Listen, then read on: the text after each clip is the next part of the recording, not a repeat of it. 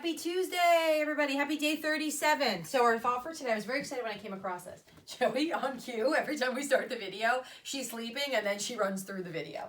Okay, so the thought for today is to know how to wait is the great secret of success. And I don't know that that's necessarily the great secret of success, but I think that that speaks to having patience. And I think when you have patience and you're willing to wait and you can kind of hang back and watch things unfold and then make decisions and then make your moves and then move forward and then move forward with whatever it is you're going to move forward with, I think there will be success there. I think rushing into anything is never a good idea, no matter what that is.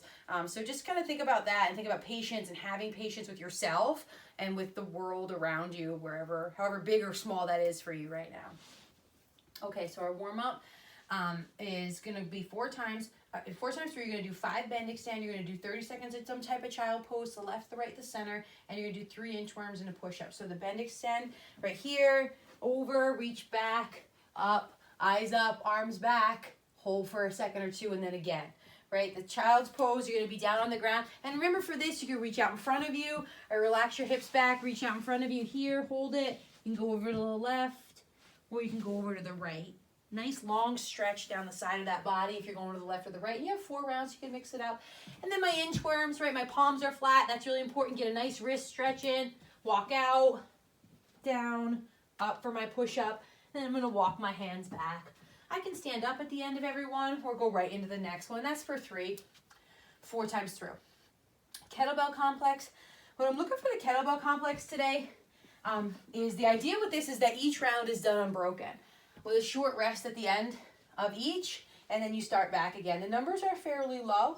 Okay, it's mostly things that we've done before with a little twist on a few things. So 5 Russian kettlebell swings. I'm really looking for these Russian kettlebell swings to be a bit of a strength builder. So I'm looking for a little bend in the knee and a big hinge in the hip back. Back nice and flat, belly nice and tight. So I want to reduce the amount of squatting that we're doing. If you did the workout yesterday, you're going to want to reduce the amount of squatting that you're doing. And you're going to drive your hips back. So think of this as a glute, hamstring, a low and mid back exercise. Remember, we can bend those elbows. So I'm going to go here for 5.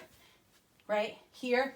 When I get my 5, I'm going to hang onto the kettlebell. Or I'm going to clean it up to one side. And I'm going to do 5 push press. Belly nice and tight. Right, you did a bunch of work with Ashley last week on Zoom if you were there, and keeping that torso upper and driving those knees out. That's what I'm looking for. Knees out, down, up, back down to my start position. Dip, drive, 5 on one side, 5 on the other. Then I'm going to go right into my sumo deadlift. So after I finish those, hanging onto the kettlebell, sumo deadlift high pulse, feet nice and wide, down, drive.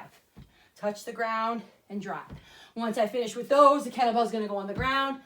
1 hand on the kettlebell, 1 hand on the ground, and I'm going to do 2 push-ups here, down and up is 1, down and up is 2.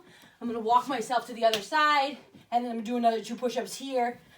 That will complete my first round. Rest, grab a few breaths, back up to the top again. This is nasal breathing, okay, which a lot of these movements, the kettlebell swings, even the sumo deadlifts a bit, are going to compress that belly down, so it's going to make breathing a little bit more difficult. So hang in there with it. Take whatever rest you need at the end of each.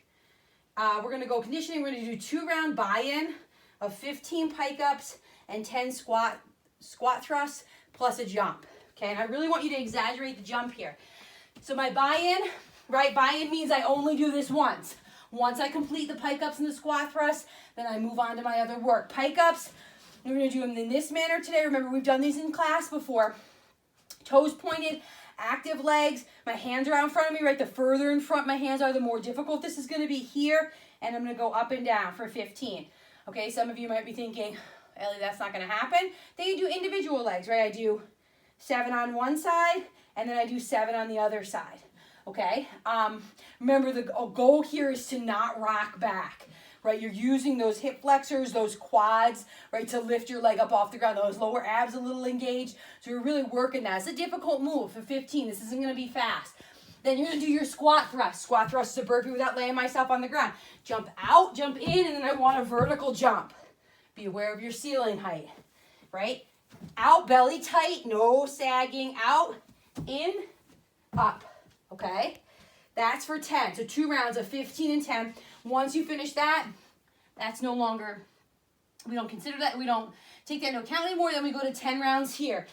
Dumbbell or kettlebell, ground to overhead, be a snatch. It could be a clean and press from the ground, right? I'm gonna snatch overhead, or I can clean it to my shoulder and then push press it or strict press it. It's 10, 5 each side. 5 on one side, 5 on the other. Then I'm doing 25 doubles or singles. If I have access to a jump rope, no access to a jump rope, you're doing those toe taps. 1, 2, 3, 4, 5, all the way to 25. That's one round. You're gonna do 10 of those. You might be thinking to yourself, Ellie, 10's a lot. And I know that you think that. But I know that you can do it, which is why I write these things. If I didn't know you could do it, I wouldn't write them. I'd be like, I should write something a little bit easier. But no, not today.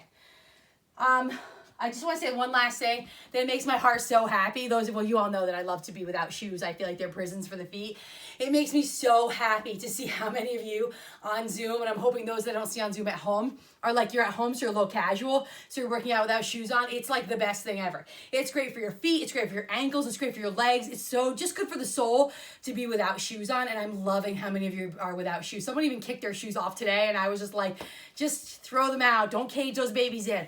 Okay, I hope you have a fantastic Tuesday. Any questions, send us an email. I did send a check-in email. Those of you that haven't gotten back to me in a while, I would love to hear from you. I want to hear from you. You're not bothering me. I want to. That's why I check in with you, so that you get back to me. So shout at me a little bit. Holler at me. Shout at me. Holler at me. Okay, bye.